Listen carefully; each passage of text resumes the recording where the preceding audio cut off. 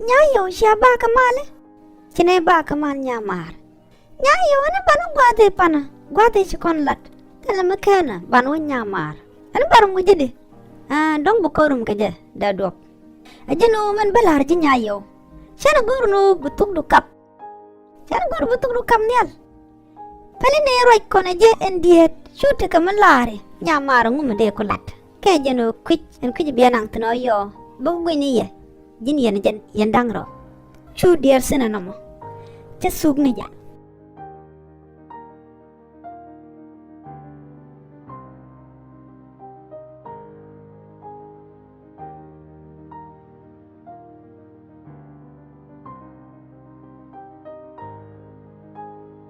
Tuj bor mo si jan. Nyamar pele ro pinde. Nyayow mo si lo de nokone. Gwar malian. Mal magwa. Ajan chanyati. Ajana na nyada. Kamu chirwagana. Kadir tonya mala lang. Nyada. Maje me. Maje la ta chunga la go bishi tun nyada. Chanyati kama bejimo. Kama bejimo na ka bejim bej. Anchan niat ku chakalim. Seri ngujin la guru matoda me. Dia me de dor. Kajan wila rodu ka dor. Achang ubi chang. Jin ci la bu chultana pujana me miladama Ni matu bi la dor. Mach mekan na tiap. Sha main tamne tit oj shu ayor katan. La maja mo kona bol abete teo. Ke burwal ka kon chi tay karodian. Ba main tap kulu bulten en mach pa edop. Kula keng ni ja ngoda. Kan te bol mede main tamne bulten. Chanyati jin ko amewal. Saji bile longa kap. Kan pel sika dol gwa kel. En na mo che video game tama. Ni matu chu larje.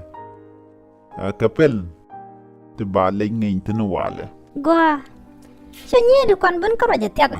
En nyama to da me ngode enyen. Angu kan ro du gor tur jon nyalo. Merong kaji. Mede ji wi ngambe. Ni matu.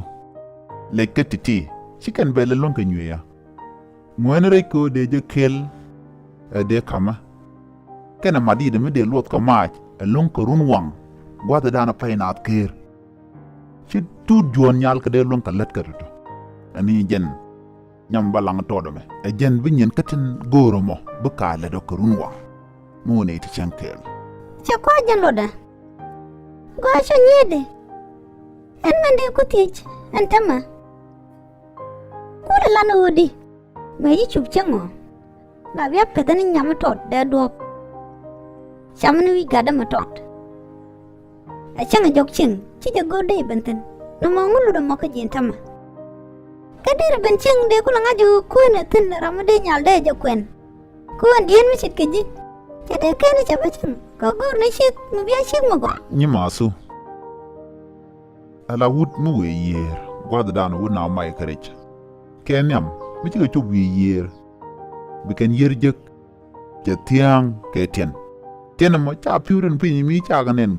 Ka cha ka jek ka tala gwan mi dir kuen rei ka je. Mala la da kenyam la ja pot ke ba wi de ba ja kon pot. Ba to long ba ja kule jaga ja britin. Ba kule tika gwan mi loy ran boy de yer ka je. Ko berej ba ka kap. Ki mi go na mat ka piu. Ba kula maten. Enatin kola pai ni je. Mi choko toga pai de yo. De kulu chupchan. Nyan gwada dan tatin no. Chanyede mu kuto ni pelena. Bajilana ma biyo lojene. Bajilana ma biyo lojene. Ni masu.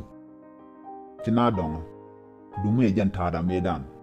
Meka kon wani. Enya matora me chidi chupchan. China e kero diok china e gadelat. Kode je nyonuk antok. Chien nuk leje teka dola nyin tiene ti te nok jen kati. Ne gnu kon tok ba jilan me joje tok te ma laden tama laden tok de je no nyu mor todme cha nok ba section da Ba dung do ko tara ma penjeje. Dung do larana rach. Anta ma chanyede. Baro danding. Gore jen u buraj. Mu we te chro. Katalam bro da lot. E janan ramen koy ni jen ka goatin ko ken. Enna ni masu. Enna me kuina lat kono men tama. En shi kwen chang dar ni mor to da ma ba kwalije lem gwandit ai chu kam yu tikaka kan yu pesala gwishi de ni masu ke shedwira ai chanyere kam ye longna jin bina choltana na me kwen war malaram kwen war nyam to da me mungude yen poinde etaw poinde ngude ke piu poinde ngude am to da lum changa tip duje ha jin de dwal ni lara je kwen war metede dan mi chala kwen war ha ara ni gen gwa ni masu ane biya lo jogum ci kon lada ajenu nyama to da me shenok ka baje kol ajen kwen dan tatin en shena duang shen de lo kwen ka chang der de kulo chung de ha ba kwaleje batin la tubu ba ka chutu atekano ayen awro ni yen mi shi awro itele rek banten kon la tu kwen bana ka lat ajen do bdan de kon lat keja gwandit ko peni no ko chung ni ngwa titano tere da den malat kona mi ken nyama tawo me si gor kwen jaga changdar no gono kwen jaga war ka chukon bu chonkel anjina wer kenyu ko iphone ko ka ko dial te jimo jele kaka an chena no ko de nyama todo me de ja kwen ka war chukon bu matin arana right mi chi right agwa ba kula te mi ba kula lare mi lama gwa duno ko right chi right ke jema ibu kwalije chelo Nyayow chan jen gwana banale je ga changda den Nyayow raj ni mor ma chuli ngeja an no kan jila to be ji kwen ka wer ba ji kwal ja to ba kwak to gor ke shi mor ba YouTube Nyayow ber Nyayow chungu Nyayow chan jen